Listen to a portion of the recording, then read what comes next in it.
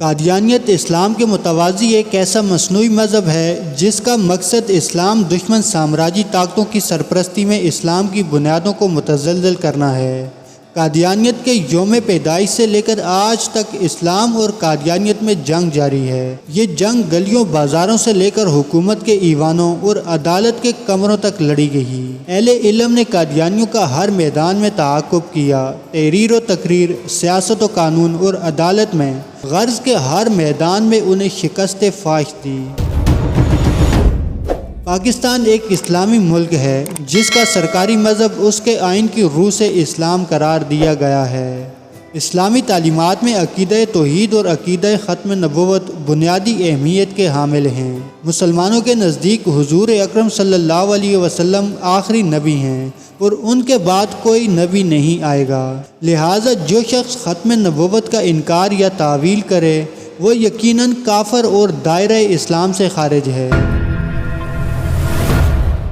برِ صغیر میں انگریز نے مرزا غلام احمد قادیانی سے نبوت کا دعویٰ کروایا۔ اس نے جہاد کو حرام اور انگریز کی اطاعت کو مسلمانوں پر فرض قرار دیا۔ مرزا غلام احمد قادیانی نے بتدریج مبلغ اسلام، مجدد، مہدی، مسیح مسیح، ذیلی نبی، مستقل نبی، رسول، انبیاء سے افضل حتیٰ کہ خدائی تک کا دعویٰ کیا۔ یہ سب کچھ ایک طے شدہ منصوبہ، گہری چال اور خطرناک سازش کے تحت کیا۔ قادیانیت عام کافر نہیں بلکہ کافروں کی قسم مرتد و زندیق سے تعلق رکھتے ہیں، کیونکہ یہ اپنے دین کفر کو اسلام کا نام دیتے ہیں اور دین اسلام کو کفر کہتے ہیں، اور یہ جرم ہر قادیانی میں پایا جاتا ہے، خواہ وہ اسلام کو چھوڑ کر قادیانی بنا ہو یا پیدائشی قادیانی ہو۔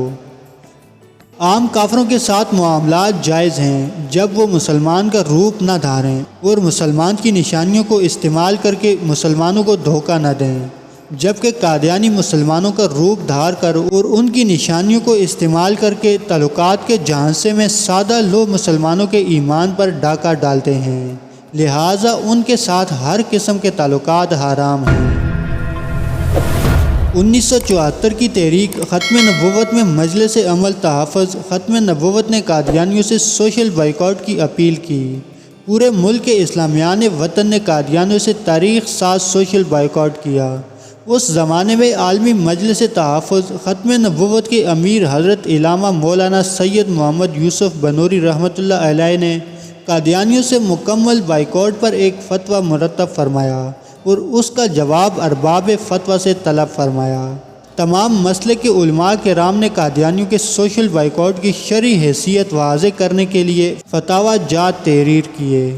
مثلاً پاکستان کے مفتی اعظم حضرت مولانا مفتی ولی حسن ٹونکی رحمہ اللہ علیہ نے 28 اگست 1974 کو فتویٰ مرتب کیا۔ عالمی مجلس تحفظ ختم نبوت نے اس زمانے میں اس فتوے کو ہزاروں کی تعداد میں تقسیم کروایا۔ اسی طرح جامع امینیہ رضویہ فیصل آباد کے حضرت مولانا مفتی محمد امین صاحب نے فتاویٰ مرتب کیا۔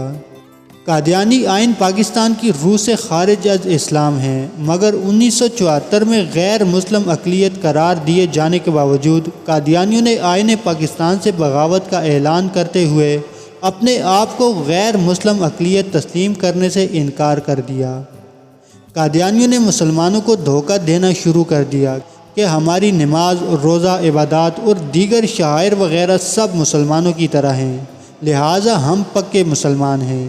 مزید یہ کہ قادیانی کلمہ طیبہ کا بیج لگا کر کھلے عام شعائر اسلامی کا اظہار کرنے لگے۔ قادیانی اپنی ارتدادی سرگرمیاں تیز کرتے ہوئے اپنے آپ کو مسلمان ظاہر کر کے پہلے سے زیادہ تیزی سے لوگوں کے ایمان برباد کرنے لگ گئے۔ 26 اپریل 1984 کو حکومت پاکستان نے امتناع قادیانیت آرڈیننس جاری کیا، جس کے تحت قادیانیوں کو شعائر اسلام استعمال کرنے، اپنے آپ کو مسلمان ظاہر کرنے اور قادیانیت کی تبلیغ کرنے سے روک دیا۔ اس آرڈیننس کے ذریعے تعزیرات پاکستان میں 2 نئی دفعات B-298 اور C-298 کا اضافہ کیا گیا، مگر قادیانیوں نے اس آرڈیننس کی بھی کھلے عام خلاف ورزیاں شروع کر دیں۔ قادیانی اسلام کے غدار اور باغی تو تھے ہی، آئین پاکستان میں ترمیم کے بعد قادیانیوں کا اپنے آپ کو مسلمان قرار دینا اور شعائر اسلامی کا استعمال کرنے سے یہ آئین اور قانون پاکستان کے بھی باغی اور غدار بن گئے ہیں۔ دور حاضر میں چند روشن خیال نادان قادیانیوں کی اگلی نسلوں کو عام کافر قرار دے کر قادیانیوں سے معاملات اور تعلقات استوار کر رہے ہیں۔ ان حالات میں ضرورت محسوس ہو رہی تھی کہ مسلمانوں کو آگاہ کیا جائے کہ قادیانی کافروں کی عام قسم نہیں بلکہ وہ کافروں کی بدترین قسم سے تعلق رکھتے ہیں جنہیں زندیق کہا جاتا ہے، اور ان سے خرید و فروخت، تجارت، لین دین، سلام و کلام، ملنا جلنا، کھانا پینا، شادی و غمی میں شرکت، جنازے میں شرکت، تعزیت، عیادت، ان کے ساتھ تعاون یا ملازمت سب شریعت اسلامیہ میں ممنوع اور حرام ہیں۔ قادیانی حضرات خود ہی اپنے آپ کو مسلمانوں سے الگ سمجھتے ہیں، وہ مسلمانوں کو اپنے میں سے نہیں سمجھتے، ان کے ساتھ شادی بیاہ نہیں کرتے، ان کی نماز اور جنازے میں شرکت نہیں کرتے، ان کی دعا میں ان کے ساتھ ہاتھ اٹھا کر شامل ہونا پسند نہیں کرتے۔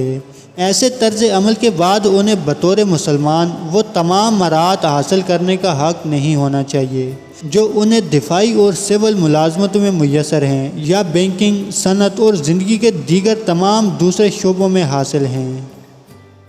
قادیانیوں یا مرزائیوں کے کافر، مرتد اور زندیق ہونے میں سب علماء متفق ہیں۔ قادیانیوں یا مرزائیوں کا حکم عام کافروں سے علیحدہ ہے۔ حکومت کے لیے یہ حکم ہے کہ ان زندیقوں پر عادل گواہوں کی شہادت قائم ہونے پر شرعی سزا یعنی سزائے موت نافذ کرے۔ علماء کے لیے حکم ہے کہ وہ قادیانیوں یا مرزائیوں کے مرتد اور زندیق ہونے کا حکم امت پر واضح کریں، اور عوام کے لیے حکم ہے کہ ان کا مکمل بائیکاٹ کریں، یعنی ملنا جلنا، خرید و فروخت، نشست برخاست، کھانا پینا، سلام کلام، ملازمت، دوستی وغیرہ سب مکمل طور پر ختم کر دیں۔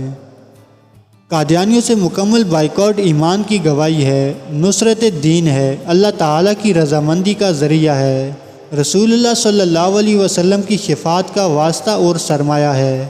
ان سے اقتصادی، معاشی، معاشرتی اور سیاسی معاملات یا کسی بھی قسم کا تعلق رکھنا اس فتنہ مرزائیہ کی تقویت اور پھیلنے میں معاونت کا ذریعہ بنے گا جس کا وبال عظیم ہونا ہر باشعور انسان پر مخفی نہیں۔ قادیانیوں یا مرزائیوں کا کفر ایک الگ نوعیت کا کفر اور یہ فتنہ ایک عظیم فتنہ ہے۔ اللہ تعالی ہر مسلمان کو یہ سمجھنے کی توفیق عطا فرمائے تاکہ ایمان بچا کر دنیا سے رخصت ہوں اور اس فرقہ ضالہ کو بھی مولا پاک تائب ہونے کی توفیق عطا فرمائیں۔ ہماری تمام امت سے اپیل ہے کہ آپ تمام حضرات چیف جسٹس کے ان ریمارکس پر پرزور مذمت کریں جب تک کہ وہ اپنے الفاظ اور اپنا فیصلہ واپس نہیں لیتے، اور تمام حضرات سے اپیل ہے کہ قادیانیوں سے مکمل بائیکاٹ کریں اور ان سے معاملات اور تعلقات ختم کر کے شفاعت مصطفیٰ صلی اللہ علیہ وسلم کے مستحق بنیں۔ اللہ ہم سب کو شفاعت نبی صلی اللہ علیہ وسلم سے بہرمند فرمائے، آمین۔ ناظرین، آج کی ویڈیو میں اتنا ہی۔ امید ہے آپ کو یہ ویڈیو پسند آئی ہوگی۔ آپ سے گزارش ہے کہ اس ویڈیو کو اپنے دوستوں اور رشتہ داروں سے شیئر کریں اور ہمارا چینل لرننگ لائبریری کو سبسکرائب کر لیں۔ آپ کے پیار بھرے خلوص کا بے حد شکریہ۔ نیکسٹ ویڈیو تک کے لیے اللہ حافظ۔